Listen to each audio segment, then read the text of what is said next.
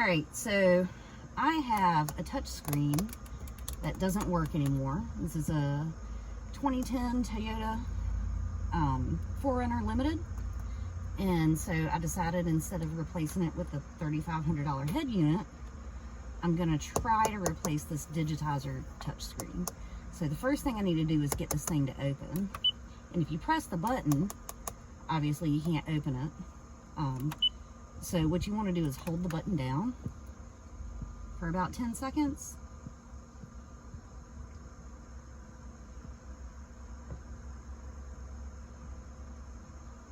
And then let it go.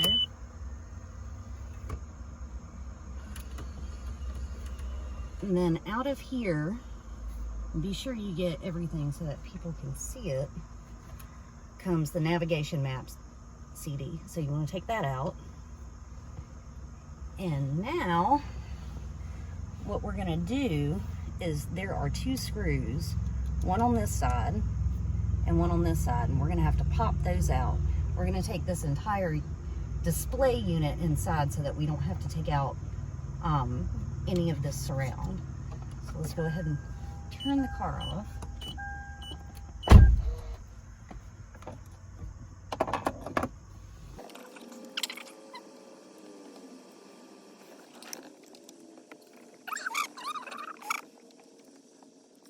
All right, so now that we have those screws out, we're gonna have to, there's like a little spring that kind of holds it in.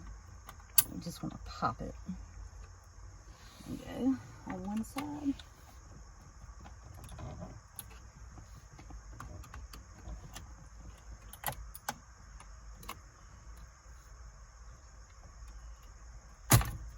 There's the second one. All right. So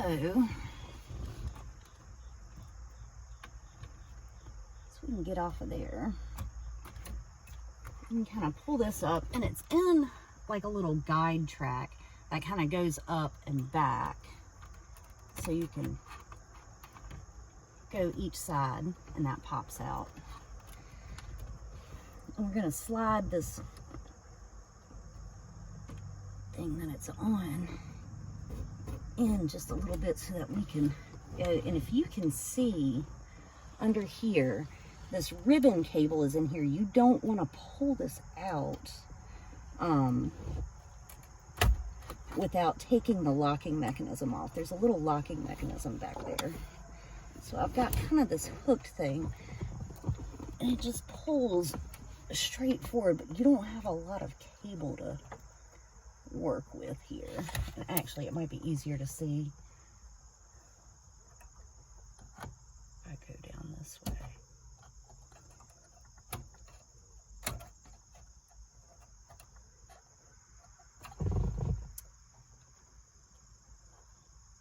There we go. There's one side out.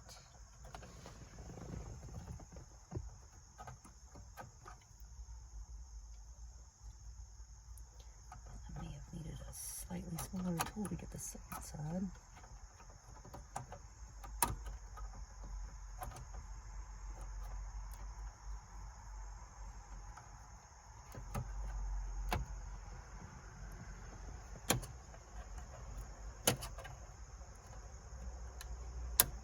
There we go.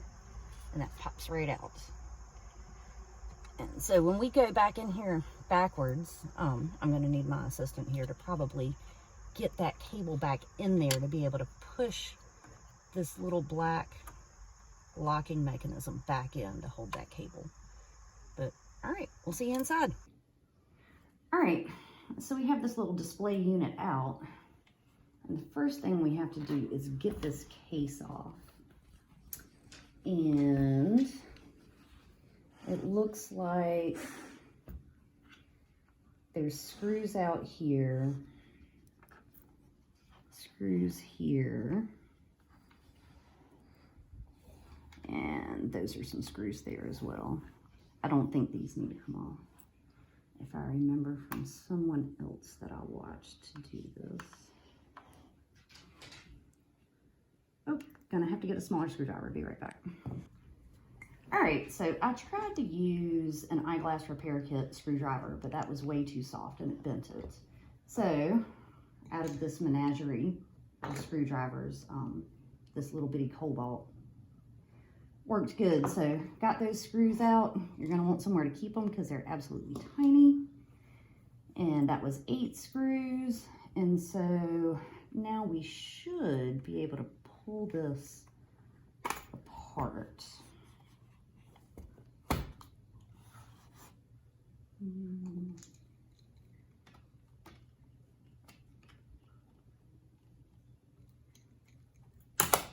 we go.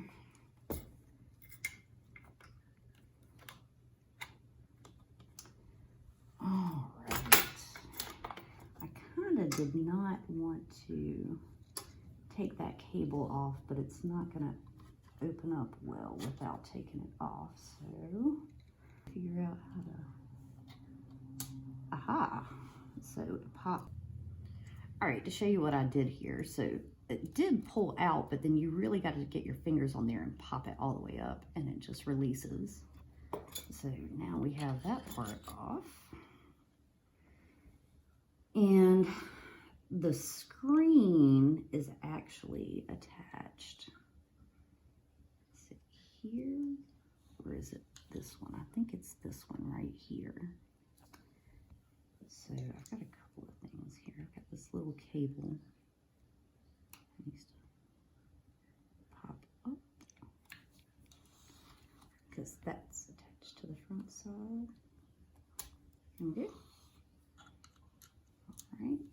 And then this is a smaller version of the one that's inside the head unit.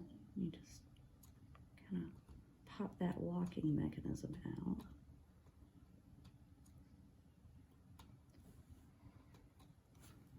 And then the cable ribbon should pop out.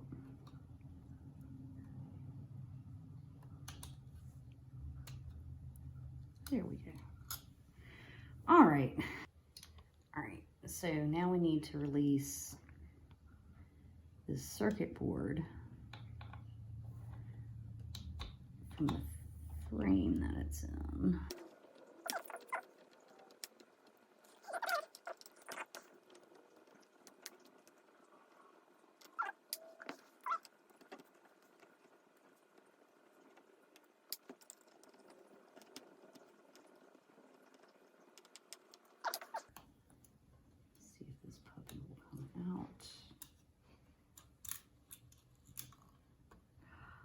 And there we go. All right, circuit board's out. And here is the screen that we're replacing.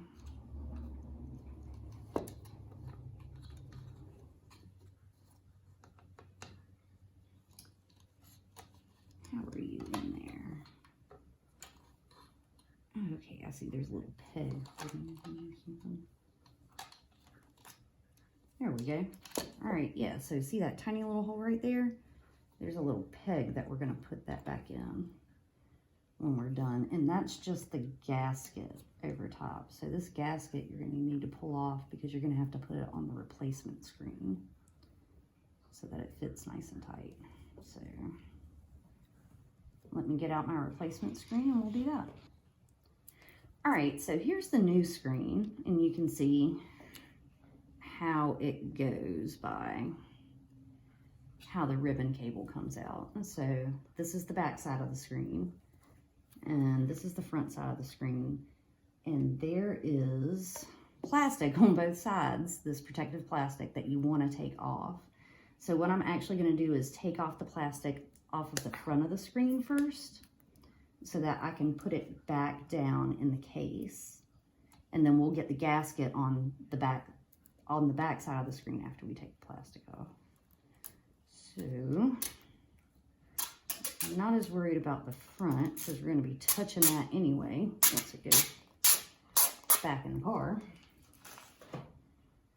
But the back, I definitely don't want any fingerprints on because we'll never be able to access that again unless we want to take it apart. And this was enough taken apart. So we've got the screen on.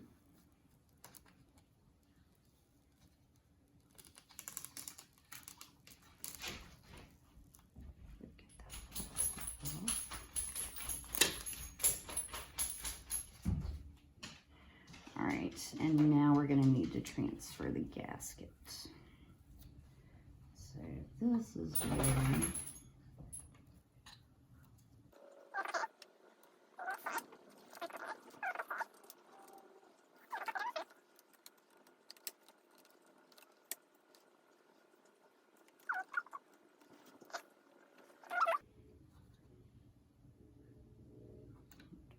it in that other peg. So you see how that gasket just fits down into this peg and this peg. All right, we've got our gasket on. Make sure your little antenna or whatever that is out of the way. And in the spot that it should be in. And let's get this circuit board back on.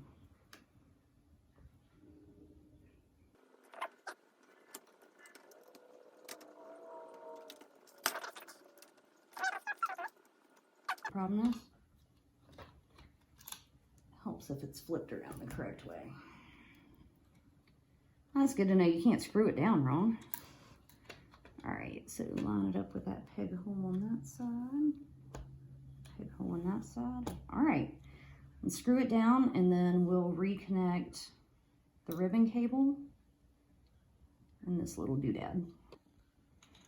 All right, so let's guide that cable back where it goes and pop it back down on the little doodad. Magnifying glass would be nice.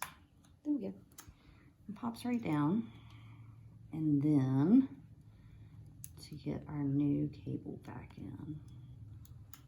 So slide that all the way in.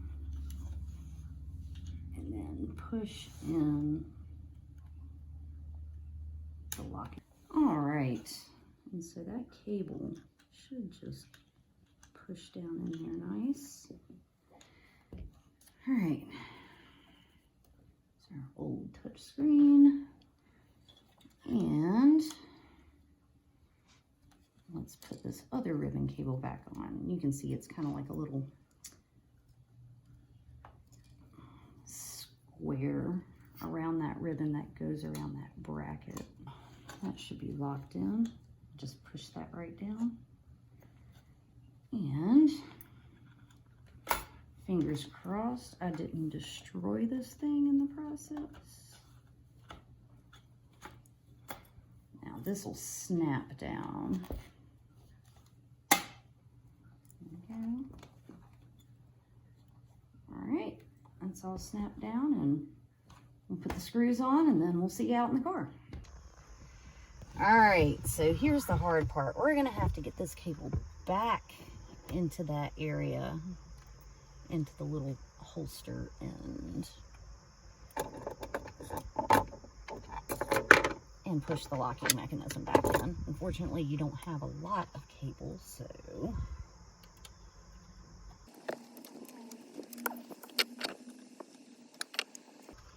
all right, ribbon cable, get in there, you know you want to.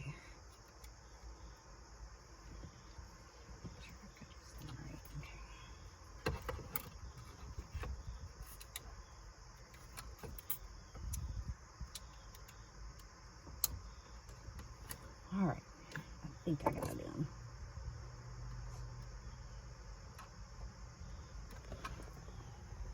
All right, it's attached, so let's hope I got it in there far enough. Oh, don't forget to put the CD back in.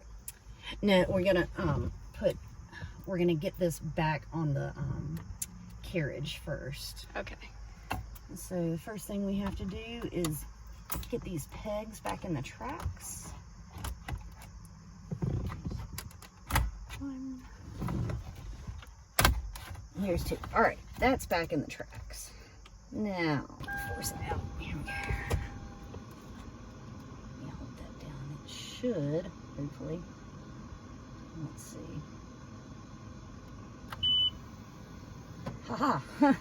That's easier than yanking it and breaking it. All right.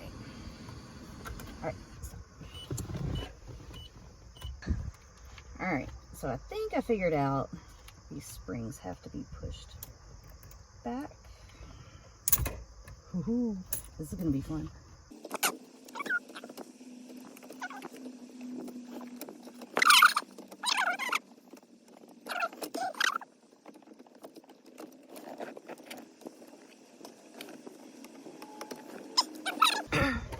Alright, there we go. Make sure it's pushed in the right position. Okay, now let's get these on.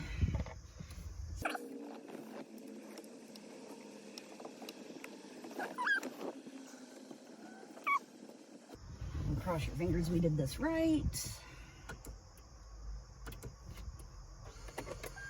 Go ahead. Alright, let's put our mat back in. Those springs were a pain in the butt. And, alright, screen's a little rainbowy. Amazon, that's where I got that. So if you don't want a rainbow screen, but it works. Yay! We can do all kinds of things now. We can go to the map, show the map. Yay! We can go do things on the map. All right, awesome. So, get a little bit better screen than I did. I think the ones on eBay are a little bit better, but we went $75 on Amazon, and it works, and I can touch it. Yay! Good luck, y'all.